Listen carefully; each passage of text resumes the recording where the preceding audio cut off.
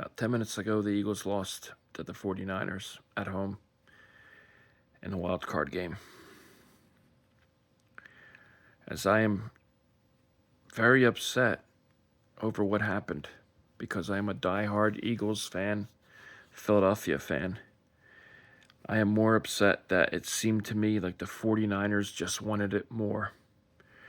This team had every excuse to lose this game. Every excuse. They were shorthanded on defense. Their offense was missing Pearsall at wide receiver. They were playing with a lineman in Trent Williams that was really injured, and they didn't know if he would play until recently. And they lost George Kittle, the heart and soul of that team, very early in the game. 49ers had every excuse to say, you know what, we're mailing this one in. We have no anticipation of winning this game. Nobody's going to hold it against us because we have no players left besides McCaffrey, Purdy, and a couple of journeymen on defense. But what can you say about the 49ers?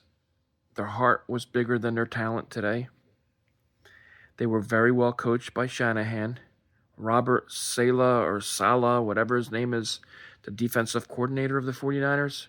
He might have not done a great job with the New York Jets. Well, who the hell can do a great job with the Jets? That franchise seems doomed. But Robert Saleh knows how to coach defense. And he had 5th and 6th linebackers in there that had no reason to be in there, and they played their hearts out. The team played their hearts out. Kendricks played great. They just wanted it more, okay? I love the Eagles, and it's very rare that I question their intensity, their desire, but today they seemed in slow motion. Tom Brady said it right when he said this team has to come up to the line of scrimmage with more intensity. They lollygagged to the line of scrimmage over and over again, and then they just basically looked like they were sleepwalking half the game on offense. A.J. Brown, great player, great talent. You got to catch the damn football if you want to flip out on the coach on a sideline. We know you have a heart that basically, that's not questioning. You have a heart for the game, okay? But the bottom line is when you're questioning the ball not coming to you often, yes, the ball was over a couple inches when it was very windy in the first half on those 2 deep throws. What about the third down, right up the middle, you drop the ball. Yes, it was a little high, but you make that catch. You're getting paid millions. You make that damn catch. Thank God Goddard bailed you guys out on that drive on the 4th and 5 before the Eagles sucked it off on the last 4th down on the next drive. Bottom line is, there's going to be some changes in Philadelphia this offseason. I was really hoping that this team would somehow come together, but it seemed to me like they just sleepwalk. They think they can just switch it on anytime with all the talent that they have. And in reality, I don't think they can switch anything off. Jalen Hurts is a Super Bowl MVP, yes, but Jalen Hurts has never been known to be the most accurate passer. But today, some of the drops, they weren't his fault. A couple of the throws, especially one of the throws on 3rd down or 4th down to Goddard when he was triple covered. What the hell was that? What are you trying to sneak it to? Where are you trying to squeeze it? I mean, what the hell are you doing? Throw it to Smith one-on-one on the outside. Jalen Hurts also, I notice the pocket is clean, but yet there's not much pressure coming, but then he goes to the left or to the right, but mostly to the right, to try to buy more time or whatever, like Tom Brady said. And I don't think Tom Brady's the best analyst, but Tom Brady said the Eagles are coming to the line of scrimmage with no purpose. They have no sense of urgency. And Jalen Hurts gives up in the pocket too quickly and runs out of the pocket. Listen, San Francisco wanted this game more, okay? San Francisco wanted this game more.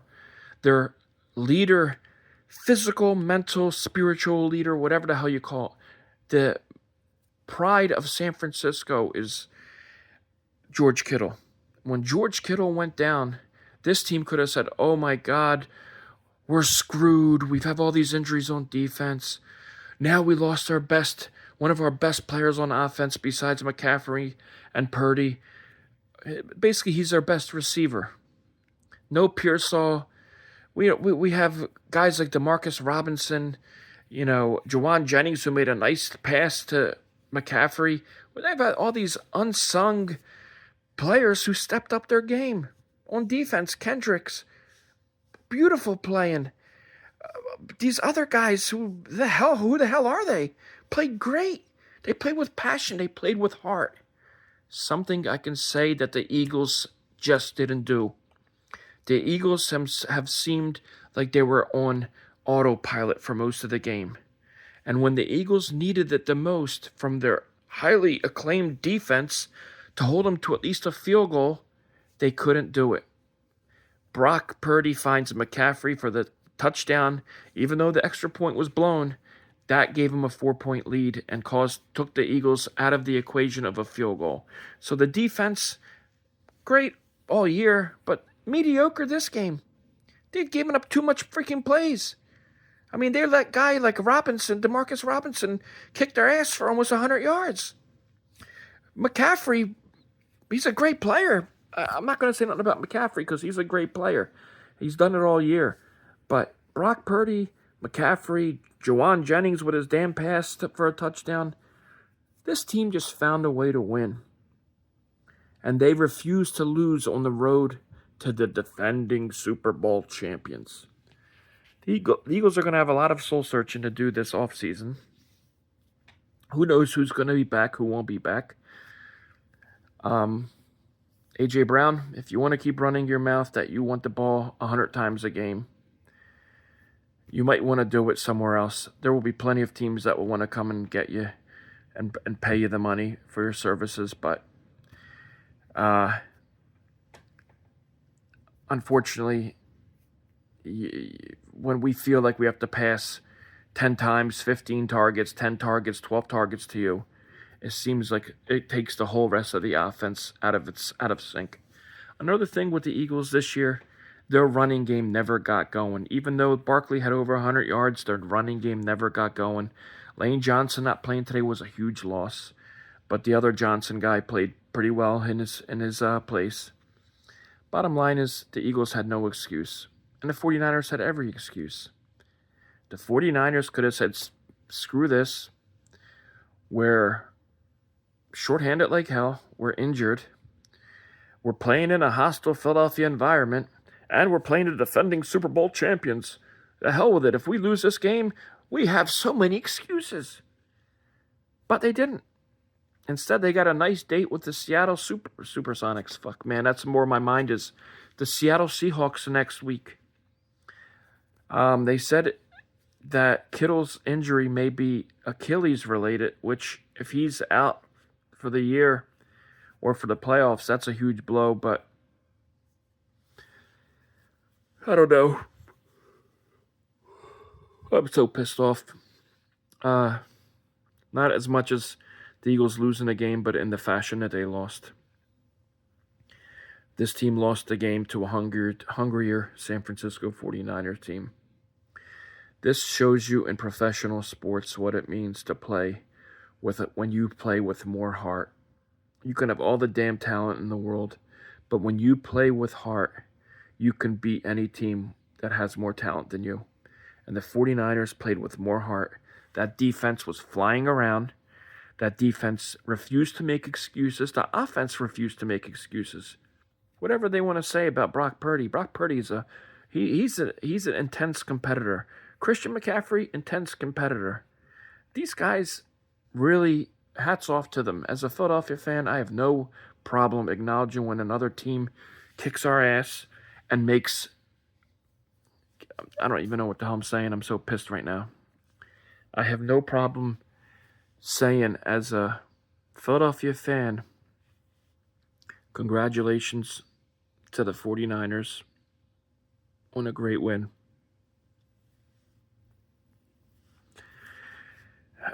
Philadelphia, I hope you enjoy your off season. There will be moves made in the offseason. AJ, if you want the ball a million times, you might want to go somewhere else. In Philadelphia, Howie Roseman, you might want to look for a place for him. You could still get a lot for him. But bottom line is AJ has a lot of outbursts. The guy's a great player, but it seems like when he feels like he needs a certain amount of looks, it takes the rest of the offense out of sync or whatever. And they got to go back to pounding the ball. Run the damn ball. Obviously, losing Lane Johnson and a couple other guys is brutal. But it just looked like this team didn't have the intensity from the beginning. It's first drive, Robinson kicked their butt for 70 yards and then caught the touchdown. They came out flat foot, then they kind of regained their bearings, and then they went up 13-10 into halftime. I give all the credit, like I said, to the San Francisco 49ers. I wish them a lot of luck next week in Seattle. That's going to be a hell of a game. Seattle's 13th man or 12th man, whatever the hell they call it. They have a great environment over there, and they're going to be licking their chops to play the wounded 49ers. But who can really go against the 49ers now? This team is playing with a lot of heart, man. You play with heart, you can beat anybody. You could beat anybody. The Bears yesterday could have basically mailed it in. They were getting their ass handed to them. 21-6 going to the fourth quarter, and all of a sudden they came back and did it. Josh Allen doesn't have a wide receiver. He has a couple of decent guys like Shakir, but he's not a household name. He's a decent player. Josh Allen, basically with all his little injuries, goes into Jacksonville and basically carries that team and wills them to victory.